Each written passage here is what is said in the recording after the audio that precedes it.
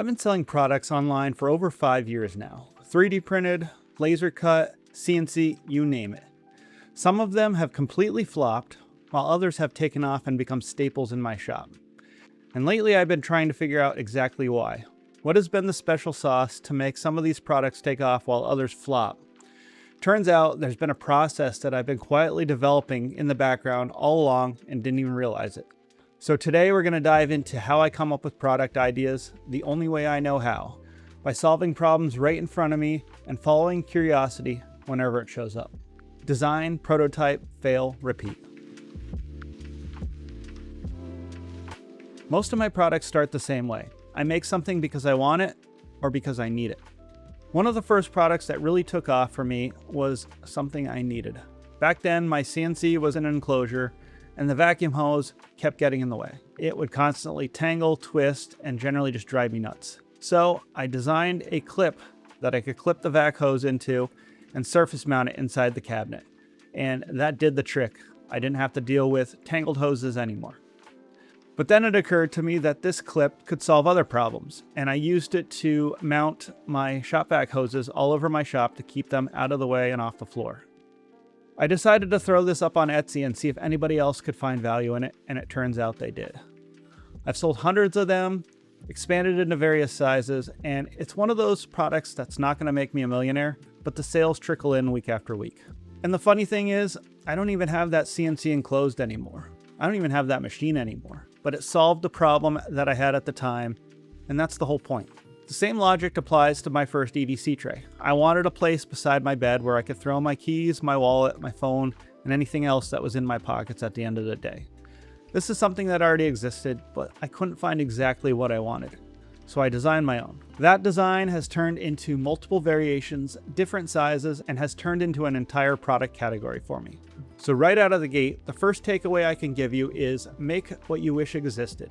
Or at the very least, make a version of something the way you wish it existed. If you have a need, a frustration, a gap in your daily workflow, or just can't find a version of something the way you want it, chances are somebody else does too. And it doesn't necessarily even need to be an entirely new idea. None of the products I just mentioned are new or groundbreaking, but I designed them the way I needed them to be, and it turns out other people found value in that. Once you find an idea that works, don't stop there. That's where iteration comes in. I found that creativity doesn't necessarily mean starting from scratch every time. It often means taking something that already works and refining it for a slightly different purpose. A perfect example of that is my knife maintenance tray.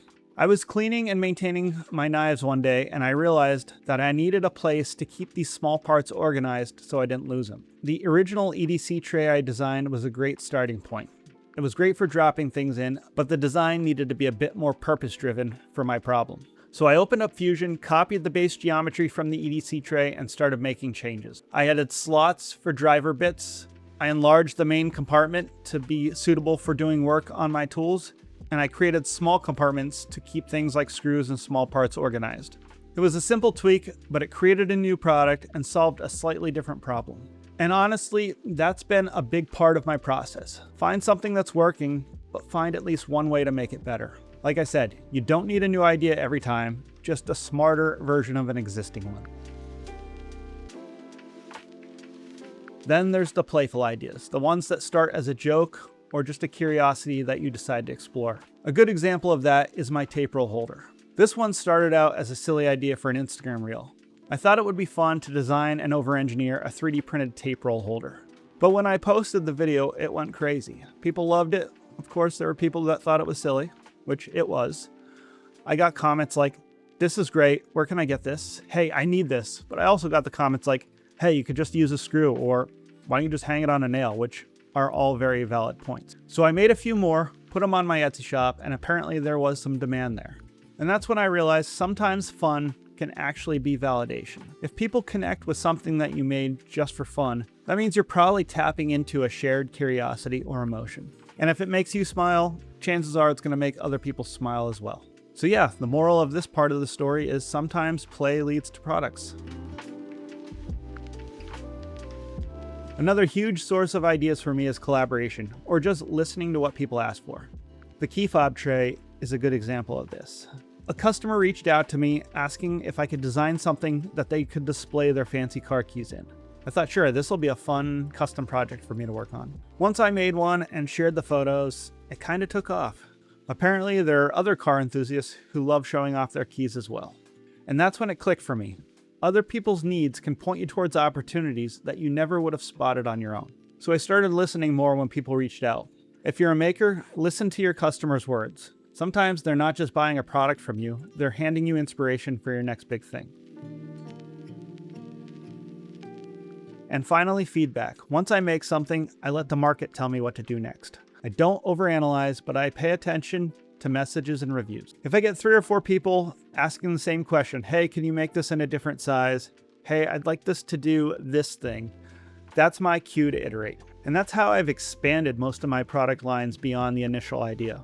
Every single one of those suggestions is a free R&D team if you choose to see it that way. Your customers will tell you what to make next. You just have to listen. Now, the last part of my process isn't about a specific product, it's about mindset. Because the longer I do this, the more I realize how interconnected everything is. Ideas don't exist in isolation. They bounce between tools, materials, and workflows.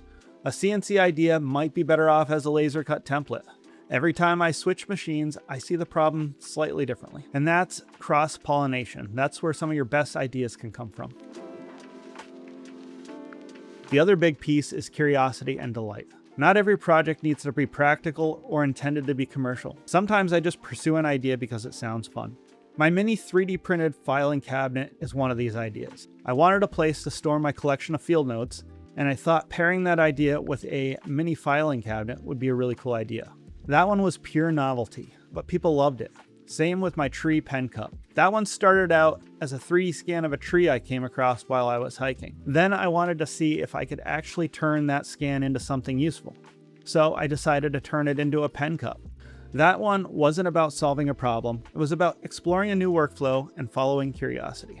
And it ended up being one of my favorite designs of the year. At this point, over 5 years in, I realized that most products don't come from some big moment of inspiration. They come from awareness. Pay attention to what you need, listen to what others ask for, and follow curiosity. Those 3 things, need, request, and curiosity, are the core of my creative process. If you can train yourself to notice those opportunities, you'll never run out of ideas. So if you're sitting there trying to come up with new product ideas, don't wait for lightning to strike. Go fix something in your workflow that bugs you, or make something completely ridiculous just because it sounds fun. Chances are doing those things will lead you to your next idea. And that next big idea will probably show itself while you're doing exactly that.